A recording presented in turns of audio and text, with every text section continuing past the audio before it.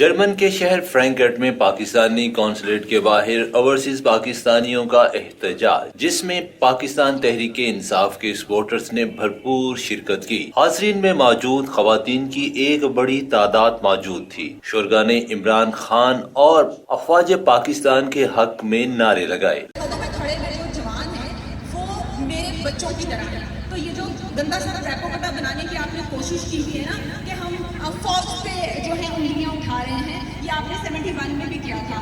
آپ نے 71 میں ان کو 2 ٹکڑے کیا اور آپ پولیٹیشین کے پیچھے جا کے چھپ گئے۔ آپ نے سیاستدانوں کے پیچھے اپنی وردیوں میں چھپا لیا۔ آج تو خان صاحب کے اوپر جو حملہ ہوا ہے وہ خان صاحب کے اوپر نہیں ہے، وہ پاکستان کی ڈیموکریسی کے اوپر حملہ ہے۔ ہم اپنے پاکستان کو بدنام نہیں ہونے دیں گے، ہم اپنی فوج کو بدنام نہیں ہونے دیں گے۔